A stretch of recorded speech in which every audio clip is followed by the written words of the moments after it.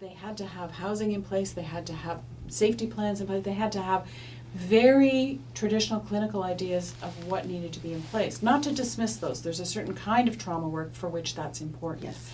But to be able to work with women who were disclosing and no one was listening.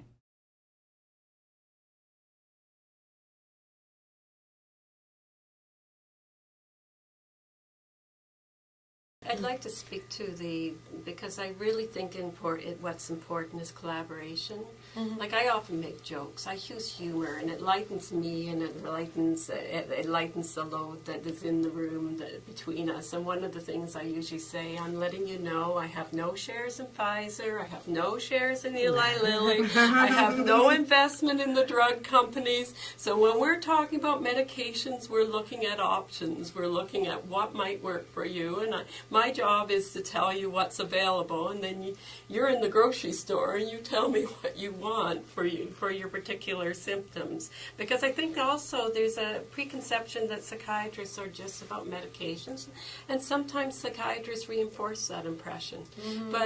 And partially because of the artifact of the OHIP system, where you have to see people for 20 minutes or 46 minutes, and you can't see anything in between. One of the things I do now when I do a psychiatric assessment is I ask for transgenerational history.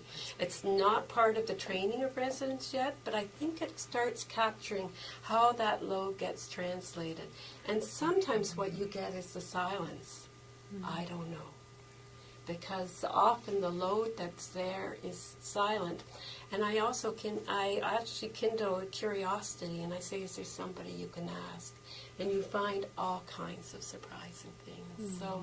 So I think being kind of constantly curious and having that, recognizing and incorporating that transgenerational question, which is where our clients love to educate us too. Working with people who have had like a lot of trauma in their lives, I kind of work from an assumption. And my assumption is that there's a part that's shut down, right? Because when you have a lot of trauma in your life, if you don't shut down, you're going to be overwhelmed. And you're always going to be like, having all of that adrenaline, having all of those chemicals going through your body. You're always walking on eggshells. You never know what's going to happen. And I found that with the kids. Like my specialization is child abuse and neglect, and specifically sexually abused children. And so I started working with children ages 3 and up. And I would see how they would change in response to that trauma, and what it was like for the sexually abused kids versus the children that were living with domestic violence, and how their experiences were different. Because when children were sexually abused, they kind of knew when it was going to happen. Uncle Bob's visiting or whatever.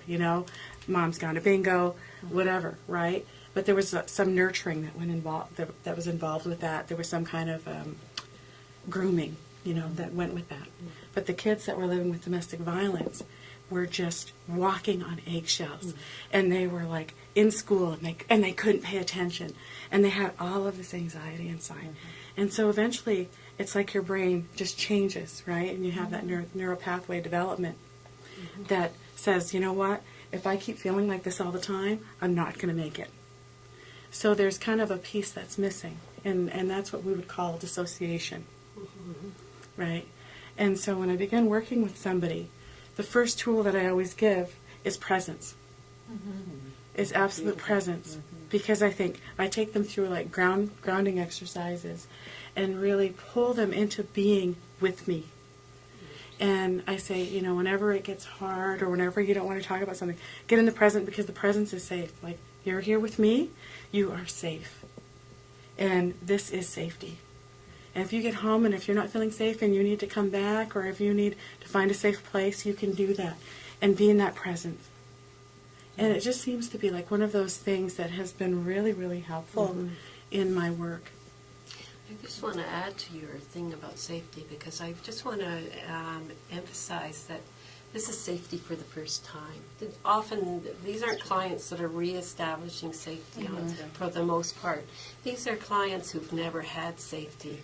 So safety comes in various practical forms. It comes in having a space that they can go to regularly. It comes in being able to check in on a voicemail.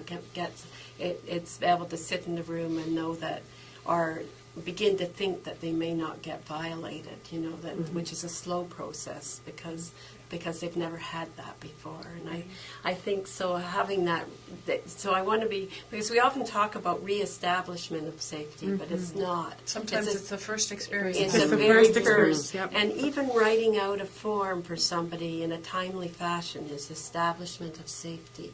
There are all these little micro things that you do that you may not be thinking about but they are creating a safe environment that people haven't had. Giving choice is an establishment of safety.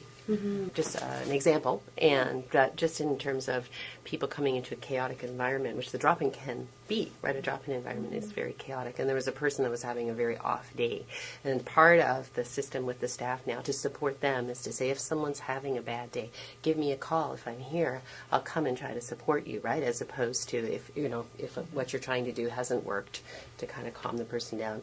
I came down and I asked the person to come with me up to my office. And she sat down and said, I know what you're going to do. You want me to go. I'm in trouble and you want me to leave. And I said, no, I just wanted to know what was going on and how you're doing. And she just burst into tears. So it switched everything right onto its head. So I think it's just like these small interactions. They're not big, and that's, I think, all part of the trauma-informed practice, right? That can happen in any kind of environment.